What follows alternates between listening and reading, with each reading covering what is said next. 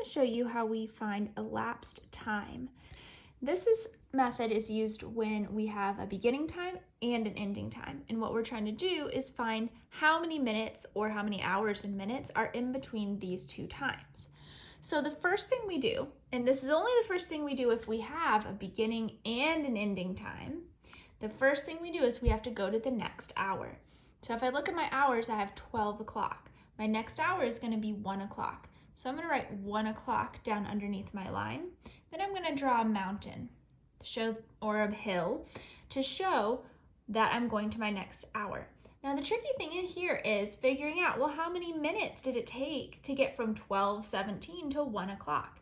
But remember, when we're finding the time before the next hour, start with 60 and subtract the minutes. So we're going to start with 60 and we're going to subtract our minutes, 17. We're subtracting just like normal. We have to make our 0 into a 10. Subtract, and we get 43. So I'm going to add my 43 minutes up here.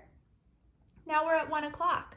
Well, if I look at my ending time is 1:48. So wow, this is really easy. I'm going to add another hill here, and I'm going to add 48 minutes because it takes 48 minutes to get from 1 o'clock to 1:48. So now, and don't forget this step, this is a very important step, we're trying to figure out how many minutes are in between 12:17 and 1:48. So we have to look at our minutes that we put up here and add them up.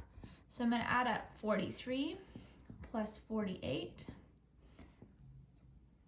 and we get 91 minutes. 91 minutes. So let's do another one here together. If you'd like to pause it and try this one on your own, you can. Remember, we're starting here at this time and we have an ending time, so that means we are going to go to the next hour. And I have 2 o'clock, 3 o'clock is my next hour. I'm going to put that underneath and draw my mountain. But I still have to figure out how many minutes from 2:47 to 3 o'clock. So it's important to remember, if we're trying to find the time before the next hour, start with 60 and subtract the minutes. So we're starting with 60 and we're subtracting 47. We subtract that and we get 13. So we're going to add our 13 up here. Now we're at 3 o'clock. We're trying to get to 4:17. Oh, but this is going to be really easy because now that we're at 3 o'clock, we can add 1 hour, and now we're at 4 o'clock. Now that we're at 4 o'clock, oh, this is easy too. We just have to add a hill here with 17 more minutes to get from 4 o'clock to 4:17. And remember, you also have to add up your time. So I'm going to add up 17 plus 13, get 30 minutes. And that means I have 1 hour, let me write my time up here, 1 hour and 30 minutes.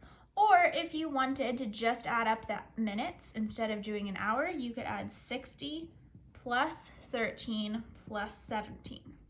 And you would get 10, 6, 7, 8, 9, 90 minutes. All right, go ahead and try this last one on your own. Pause the video, see if you can find the time between 7:32 and 10:05. Then come back and see how we do it.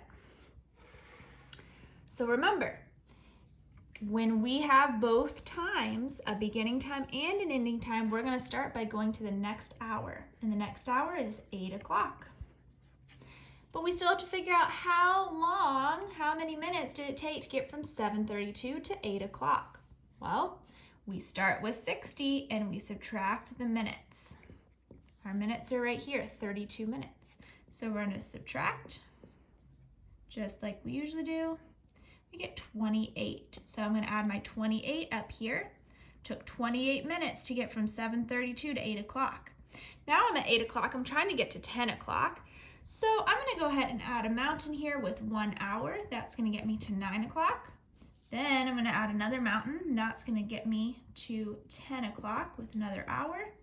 Now that I'm at 10 o'clock, all I have to do is add a little hill or a little rock here with 5 minutes. And remember, don't forget to add up all your minutes, or add up your minutes and your hours. I just see right away I have 2 hours. So I can go ahead and write that, and then I can add up my minutes, that's pretty easy. So I have 28. I can just count on 5 more. 29, 30, 31, 32, 33. So I have 2 hours and 33 minutes. Or you could also add all of those minutes up, 60 minutes plus 60 plus 28 plus 5. So if you need a little extra practice, you can practice giving yourself a beginning time and an ending time. Remember to start by going to the next hour, figure out how many minutes did it take to get to that hour. Then if you need to add an hour to get to your ending time, and then just add those last few minutes to get to your ending time. And always remember to add up the number of minutes and hours it took to get from one time to the next.